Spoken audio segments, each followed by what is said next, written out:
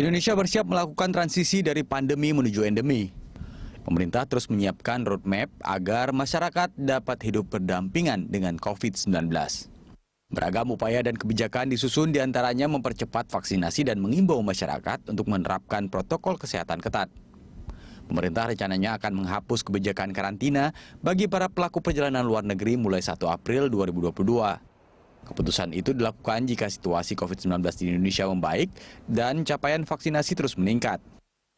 Saat ini pemerintah telah memangkas 3 hari waktu karantina bagi para pelaku perjalanan luar negeri. Menko Marves Luhut Binsar Panjaitan mengungkapkan jika situasi membaik tidak tertutup kemungkinan pada 1 April mendatang PPLN tidak lagi menjalani karantina, namun mereka wajib melakukan entry dan exit tes PCR. Pemerintah berencana 1 Maret atau mungkin lebih awal dari 1 Maret, saya ulangi 1 Maret, hari karantina akan diturunkan menjadi 3 hari untuk seluruh PPLN. Lalu jika situasi terus membaik dan vaksinasi terus meningkat, tidak tertutup kemungkinan pada 1 April atau sebelum 1 April, PPLN tidak akan lagi menerapkan karantina terpusat bagi PLN. Pemerintah juga memudahkan masyarakat internasional beraktivitas di Indonesia termasuk dengan kebijakan travel bubble. Mekanisme travel bubble ketika 2 atau lebih negara yang berhasil mengontrol virus corona sepakat untuk menciptakan koridor perjalanan. Hal itu memudahkan masyarakat melakukan perjalanan secara bebas dan menghindari kewajiban karantina. Selanjutnya, kebijakan tes pembanding jika hasil PCR diragukan juga akan diberlakukan. Jika warga didiagnosa positif COVID, maka ia akan dapat mengalami tes di tempat lain untuk menyatakan kevalidannya. Tim Liputan Berita 1, Jakarta. Iya, pemerintah memperkuat sejumlah program transisi pandemi menjadi endemi. Hal itu dilakukan agar masyarakat dapat hidup berdampingan dengan COVID-19. Indonesia dapat menuju endemi jika capaian vaksinasi tinggi dan warga disiplin menerapkan protokol kesehatan. Nah, kebijakan karantina bagi pelaku perjalanan luar negeri juga mulai dipersingkat menjadi 3 hari dan rencananya pada 1 April 2022 masuk Indonesia dapat bebas karantina dengan syarat telah menerima vaksinasi lengkap 2 dosis. Nah, selanjutnya, apa saja aspek yang harus dipenuhi agar pandemi di Indonesia dapat bertransisi menjadi endemi?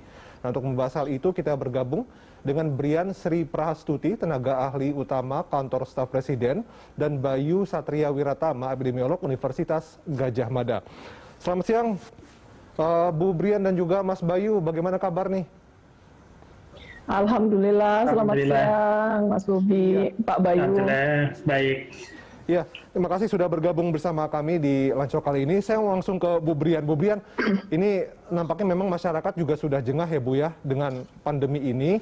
Dan kemudian banyak negara juga kan sudah mulai perlahan-lahan merancang untuk bisa menuju ke bukan pandemi lagi tapi kemudian endemi. Nah, Indonesia sendiri roadmap-nya sudah seperti apa nih persiapannya untuk transisi dari pandemi ke endemi?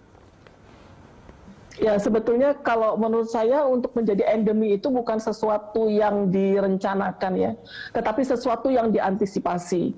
Jika memang sebagian besar dari masyarakat itu sudah terpapar atau kemudian sudah mendapatkan kegebalan begitu. Nah, dan kemudian penyakit ini masih ada di sekitar kita, tidak pernah hilang, makanya itu kemudian disebut sebagai endemi.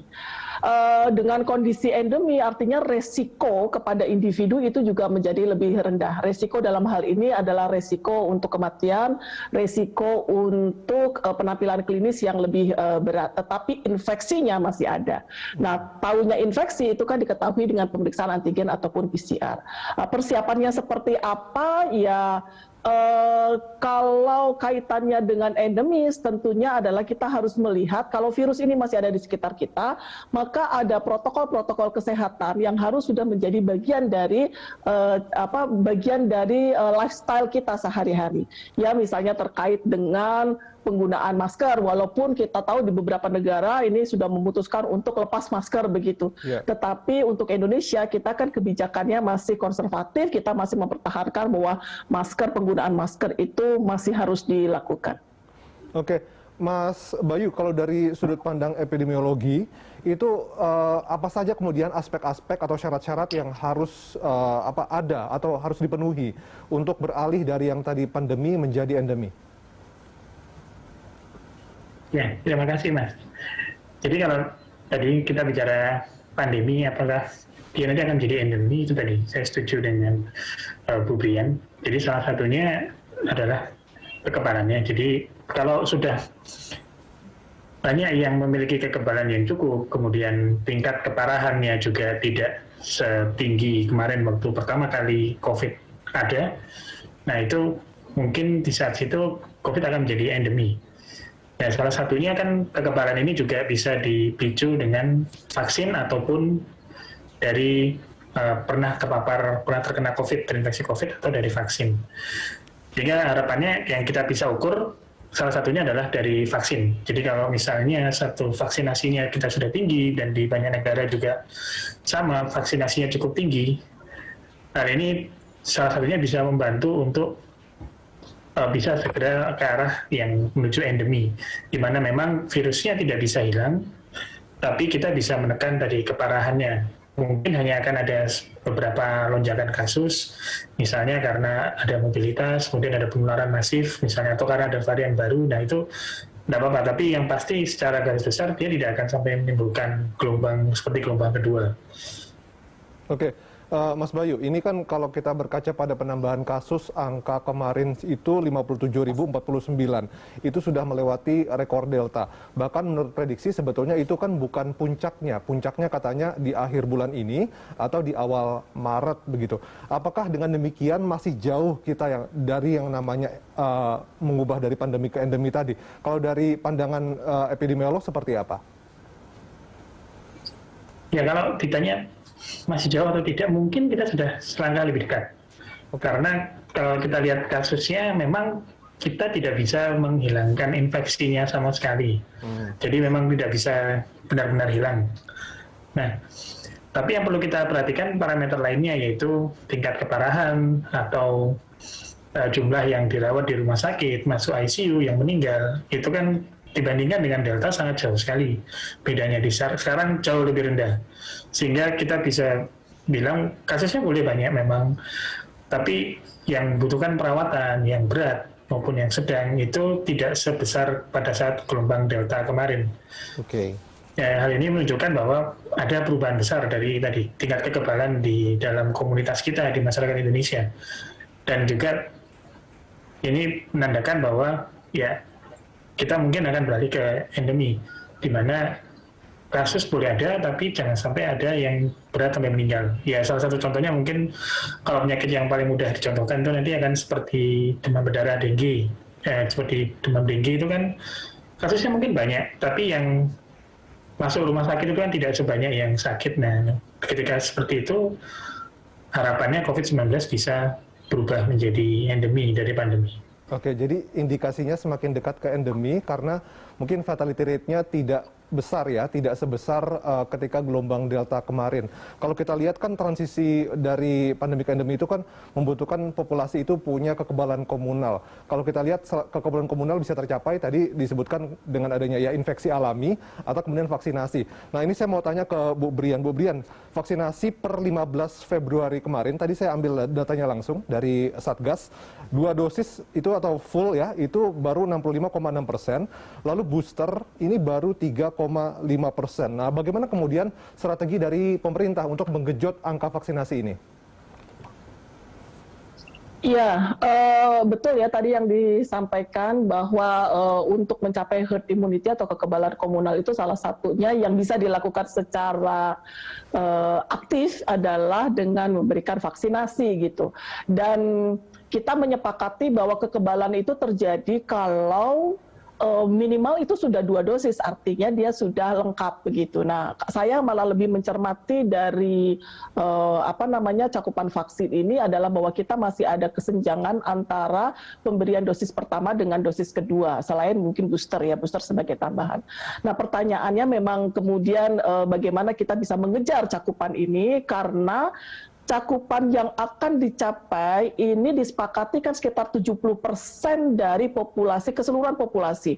Jadi artinya kalau kita punya target imunisasi itu harus 100% tercapai karena sudah dihitung itu adalah kira-kira 70%. Bagaimana untuk cara mengejarnya? Kita strateginya masih ada dua yang kita lakukan kan. Satu, menggunakan vaksin center itu adalah untuk percepatan, dan yang kedua adalah melalui sistem kesehatan kita yang sudah ada, yaitu dengan puskesmas dan rumah sakit dan seterusnya.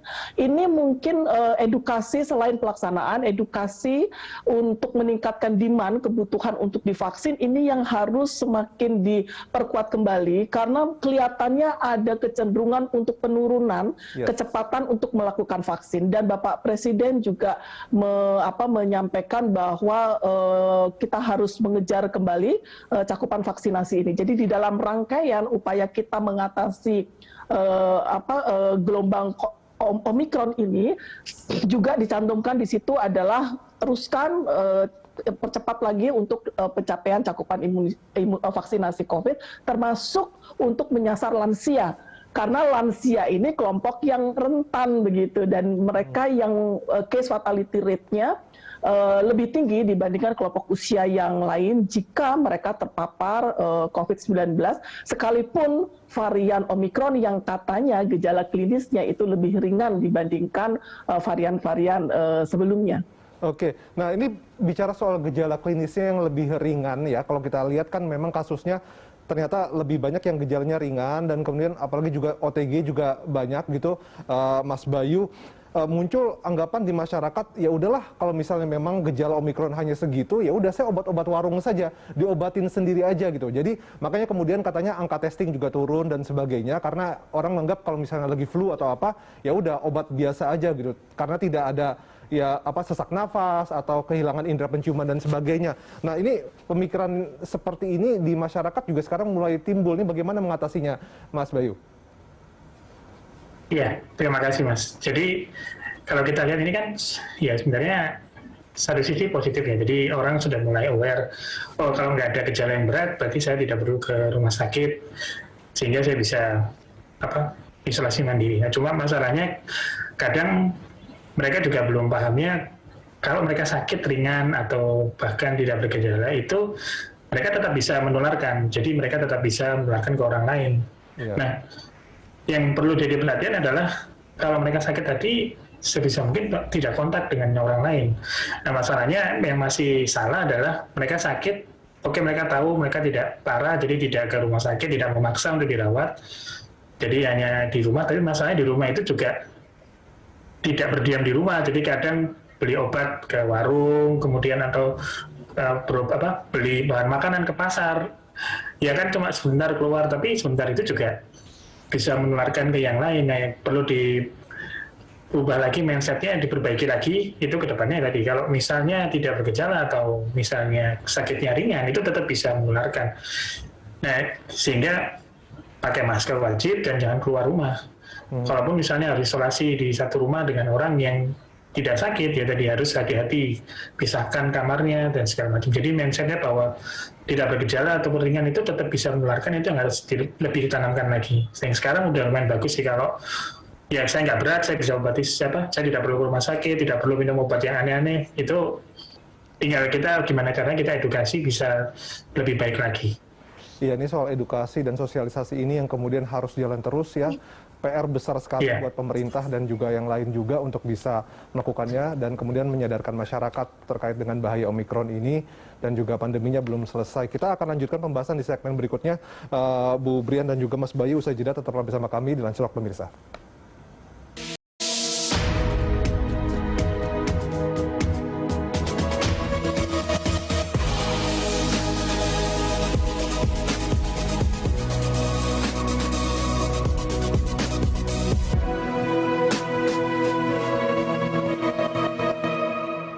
Ya, kembali kita lanjutkan dialog masih dengan Bu Brian dan juga Mas Bayu. Bu Brian, ini tadi saya tertarik dengan kata-kata Anda apabila memang kita mau transisi ke endemi, kemudian kita hidup berdampingan dengan COVID-19, harus menjadikan prokes itu sebagai habit begitu ya, kebiasaan yang kita jalankan sehari-hari.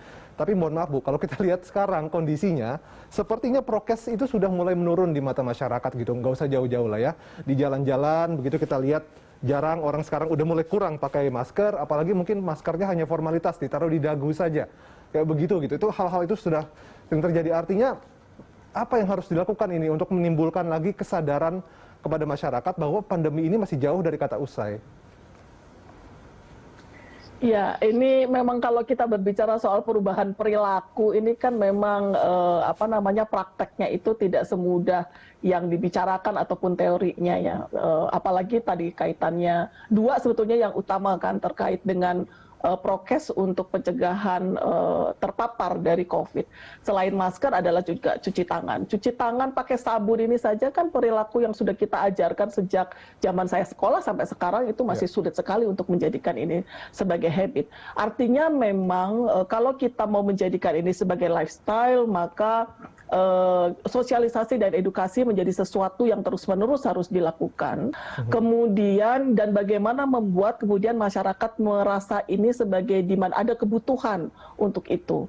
Jadi konsistensi penyampaian pesan sebagaimana kemarin oleh Pak Luhut juga disampaikan bahwa kita masih tetap nih konservatif, bahwa kita masih pakai masker, itu harus satu suara disampaikan oleh para pihak. Apalagi kalau kita lihat di beberapa negara sudah ada yang mulai tidak mewajibkan masker begitu. Nah, kita kan masih harus mewajibkan masker. Jadi pesan itu yang harus konsisten disampaikan. Yang kedua, sebagai penguat juga mungkin ini menyambung tadi yang disampaikan oleh Pak Bayu, mengatakan bahwa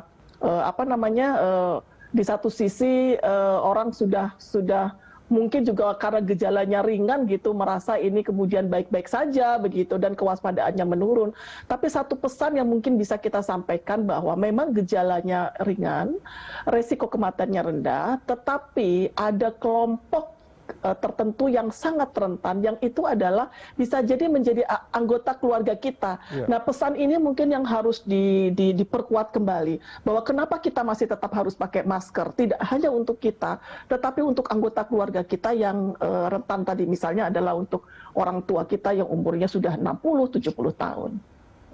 Jadi sebetulnya mungkin kalau dari orang mungkin menganggap bahwa dia sehat-sehat saja dan sebagainya, mungkin usianya belum rawan, tidak punya komorbid dan sebagainya, mungkin pesannya boleh ditambahkan sayangi orang di rumah gitu ya. Siapa tahu ada ibu, ada orang tua, kemudian yang punya komorbid dan sebagainya, lansia dan sebagainya, itu yang justru berpotensi tertular dan kemudian fatality-nya bisa lebih tinggi gitu ya, kemungkinan seperti itu.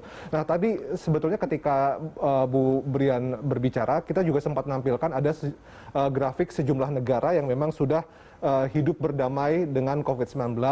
Bahkan ada juga beberapa negara yang sudah mencabut mandat untuk menggunakan masker gitu. Tapi pendekatan kita sendiri kan memang masih konservatif, kita harus tetap pakai masker. Nah, kalau dari Mas Bayu sendiri, ini kan kita tahu bahwa COVID-nya sendiri kan akan masih ada. Tapi kemudian ramai-ramai negara-negara itu berharap agar keadaan darurat kesehatannya itu bisa dicabut di tahun 2022 ini. Nah, tapi kan mutasi virusnya ini kita nggak tahu ya, apakah Omikron ini akan jadi yang terakhir atau bagaimana begitu. Dari sudut pandang epidemiolog seperti apa nih, Mas Bayu?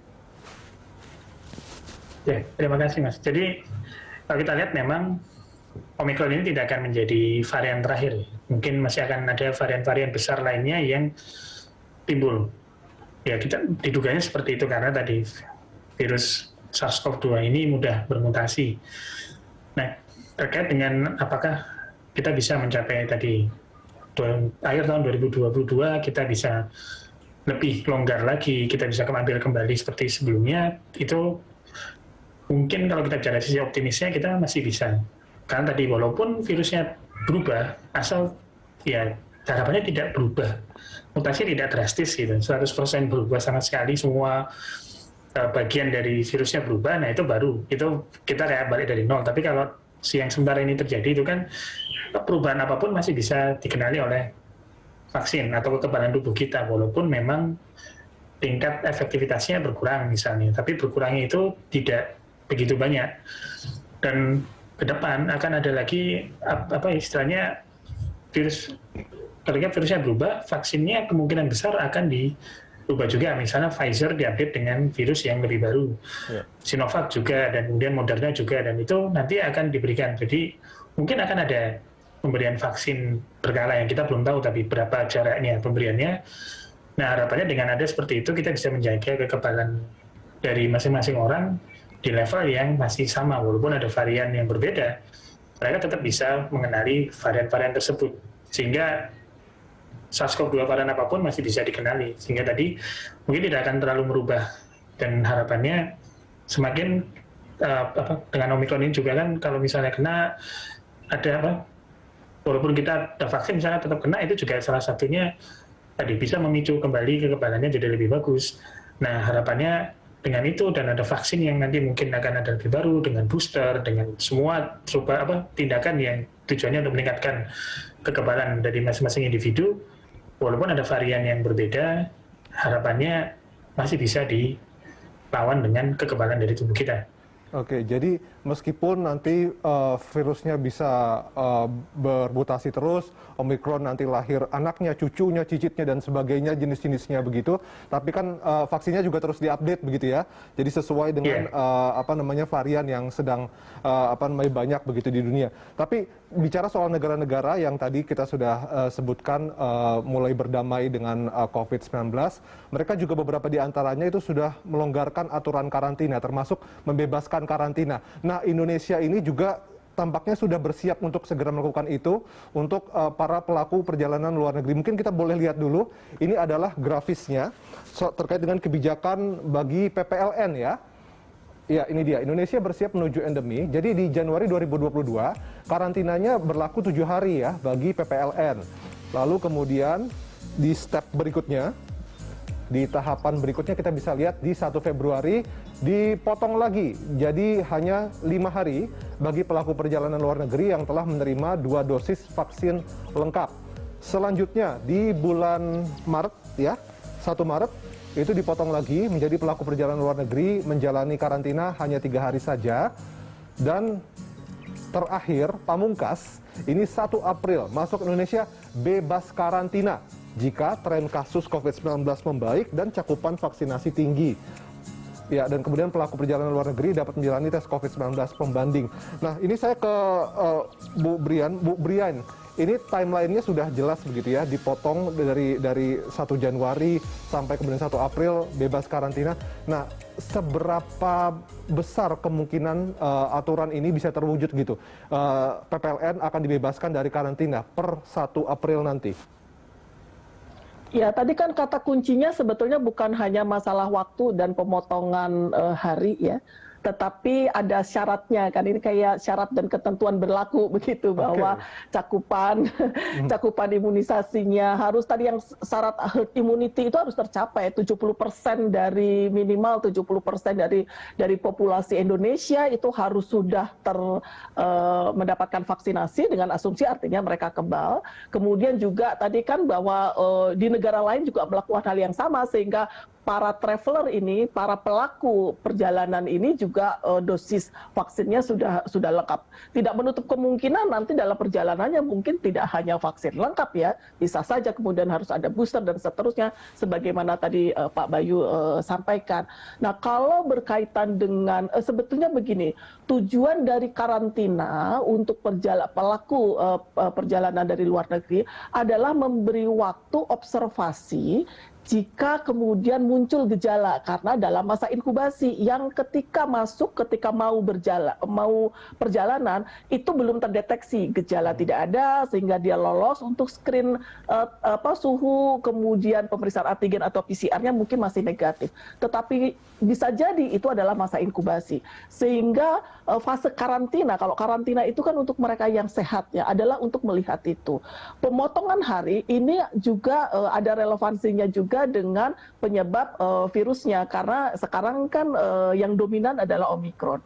Omicron ini masa inkubasinya memang tampaknya lebih pendek dibandingkan varian yang sebelumnya begitu, sehingga pada umumnya hari ketiga, hari kelima itu gejala sudah muncul jika memang dia terinfeksi. Tetapi apapun itu, apakah yang menjadi 3 hari akan berlaku nanti mulai tanggal 1 Maret, kita baru bisa mengeksekusi itu ketika sudah ada regulasi aturan yang resmi secara formal dikeluarkan. Dan itu Satgas yang akan mengeluarkan biasanya dalam bentuk surat edaran. Sebagaimana waktu Januari berubah dari 7 hari menjadi 5 hari. Kalau skenario-nya semua berjalan dengan baik, kondisi yang fase yang sekarang, gelombang sekarang ini juga mulai sangat terkendali, tidak menutup kemungkinan bahwa skenario di bulan April ya sudah bebas, itu mungkin saja terjadi begitu. Tapi lagi-lagi catatannya prokes kita ya, prokes kita itu kan menjadi salah satu juga kata kunci begitu, karena kita tidak mau juga kecolongan. Banyak juga kan, karena setiap negara itu perubahan mutasi dari virus itu di setiap negara bisa berubah. Yeah. Jadi kenapa kemudian perlu melakukan karantina untuk pelaku perjalanan luar negeri? Ini sebetulnya untuk mengantisipasi tidak ada varian mutasi virus dari negara lain yang di kita belum terjadi kemudian masuk dan akhirnya memicu terjadinya gelombang baru. Oke. Mas Bayu, tanggapan Anda soal kebijakan relaksasi atau pelonggaran karantina bagi PPLN ini, tadi ada pemotongan dari 7 hari ke 5 hari, 5 hari ke 3 hari, dan kemungkinan besar kalau misalnya semuanya berjalan sesuai dengan rencana, pada tanggal 1 April dibebaskan dari karantina. Ya, ini pembebasan karantina atau pemotongan itu kan tadi, seperti ada pemberian dan saya setuju, ada syarat ketentuannya, jadi tidak untuk semua, yaitu untuk mereka terutama yang sudah 2 dosis, dan ke depan nanti untuk mereka yang sudah di booster. Nah, jadi ada syarat ketentuannya. Karena pada mereka yang sudah 2 dosis, ataupun nanti yang mereka sudah booster, itu diharapkan lebih rendah lagi kemungkinannya mereka akan terkena COVID-19. Sehingga kalau sudah, misalnya nanti ke depan April gitu, dibuat hanya 2 kali pemeriksaan sebelum dan ketika datang, itu harapan sudah bisa mendeteksi.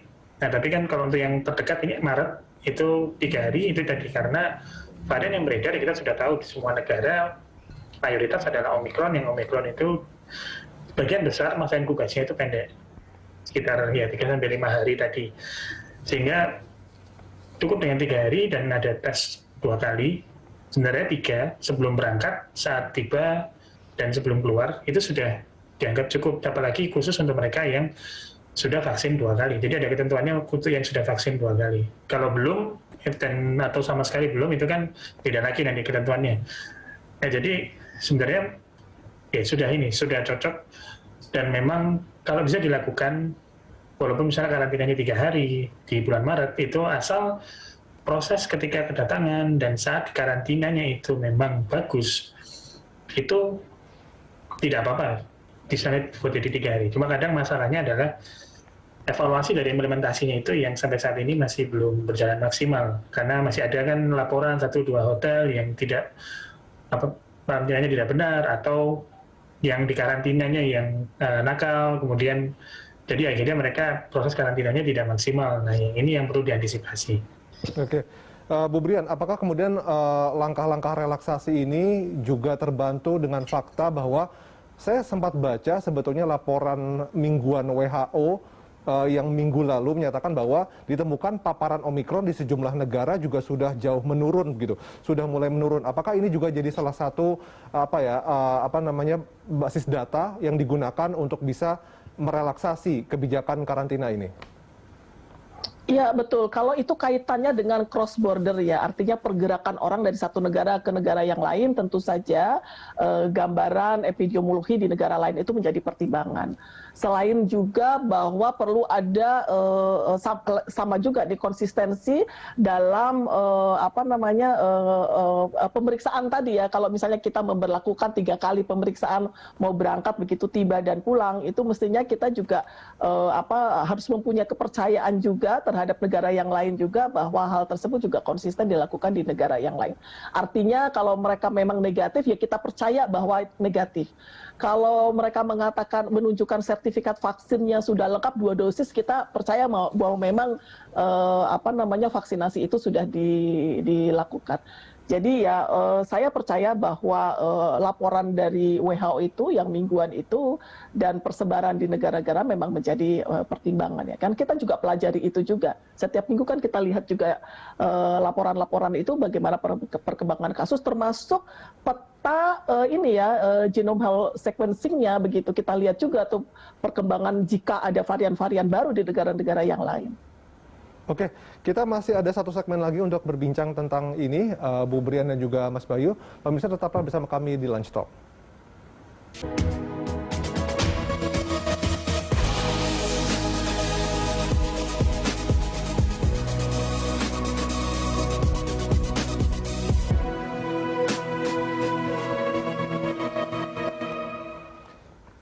Ya, kembali kita lanjutkan dialog masih dengan Bu Brian dan juga Mas Bayu. Mas Bayu, ini kalau misalnya ya kita bisa menjalankan apa yang tadi kita rencanakan di tanggal 1 Maret itu karantina untuk PPLN hanya 3 hari dan kemudian di 1 April kalau semuanya berjalan dengan baik itu tidak perlu harus dilakukan karantina. Apakah tidak khawatir nanti ini bisa menjadi potensi untuk ya itu tadi gitu. Khawatirnya adalah kalau misalnya karantinanya itu benar-benar dilonggarkan, itu bisa mempermudah nanti potensi masuknya virus-virus baru dari luar negeri, begitu Mas Bayu? Jadi mungkin nanti akan ada peraturan yang lebih jelas. Kalau dari pengamatan saya, ini nanti juga ada pembatasan. Maksudnya mungkin tidak semua negara akan berlaku tanpa karantina atau karantina 3 hari. Karena tadi seperti disampaikan oleh Bu Brian bahwa dari pemerintah juga memperhatikan tren dari masing-masing negara. Jadi misal ada negara yang kasusnya tiba-tiba naik tinggi, tapi belum ketahuan karena apa, mungkin apa karena dugaan ada varian baru atau seperti apa. Jadi dari negara tersebut ya akan di stop, mereka nggak boleh tanpa karantina atau karantinanya diperpanjang. Jadi mungkin akan ada klausul tambahan, tapi kalau untuk negara-negara yang terkontrol, vaksinnya sama bagusnya, vaksinnya juga cukup bagus, sudah dapat booster juga, nah negara-negara tersebut terus kasusnya tidak lagi tinggi, orang-orang yang dari sana yang sudah vaksin 2 dan sudah booster, nanti diharapkan kalau mereka masuk ya mereka tidak perlu, misal tidak perlu karantina yang panjang, cukup tadi 3 hari.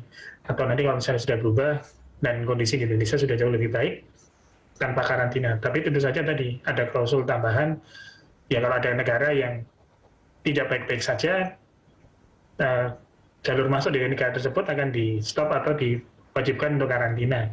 Itu seperti itu memang lazim terjadi, Bapak. Ada yang dinamis, intinya karantina nanti akan dinamis. Untuk yang baik-baik saja mungkin akan lebih longgar, untuk negara yang tidak sedang baik-baik saja akan ada peraturan lain yang itu mungkin berlaku tadi seperti perpanjangan karantina. Oke, Bu Brian, jadi ini sebetulnya peraturan relaksasi karantina ini 3 hari dan kemudian tanpa karantina sendiri, ini tidak berlaku rata untuk semua warga negara dari semua negara begitu ya. Artinya memang harus dipelajari juga, mungkin ada satu negara yang memang angka kasusnya sedang tinggi dan kemudian cakupan vaksinasinya juga masih rendah, itu mungkin tidak diberlakukan peraturan bebas karantina seperti ini. Ya, bahkan tidak hanya pertimbangan negara ya, kalau kita lihat mencermati yang disampaikan oleh Pak Luhut, kita kan juga melihat dari faktor individu. Ya, syarat lengkap vaksinasi itu individu. Mungkin negaranya sudah sama gitu tingkat risikonya dengan kita. Ini kan prinsip dari travel bubble itu juga itu ya, dengan risiko yang sama begitu kan. Jadi kita anggap kemungkinan untuk terjadi cross penularan itu akan lebih kecil. Seandainya negaranya ini risikonya sama, tetapi individunya itu risiko untuk kemungkinan dia membawa virusnya itu lebih besar, bisa saja dia tetap diperlakukan karantina. Jadi pertimbangannya dua, negara iya karena ini cross border, kemudian juga pertimbangan individu juga. Oke. Tetapi nanti persisnya mestinya kita harus menunggu dokumen resmi ya, dokumen resmi yang keluar ya.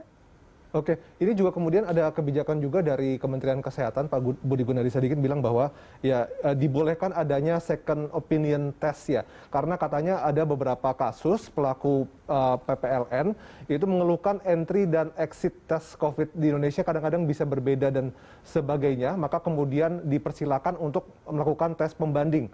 Itu mungkin mekanismenya bisa dijelaskan juga, Bu Bria? Kalau secara detailnya saya belum pelajari secara detail ya bagaimana untuk memvalidasi ini. Tetapi seingat saya yang menjadi prinsip juga bahwa pembandingnya ini juga harus dari laboratorium yang yang mempunyai kredibilitas. Kemudian juga kalau ini kaitannya dengan negara kita, ini harus juga bisa terkoneksi dengan Peduli Lindungi kita. Ini juga salah satu cara ya, syarat tadi ya yang menyambung dengan yang kita bicarakan awal.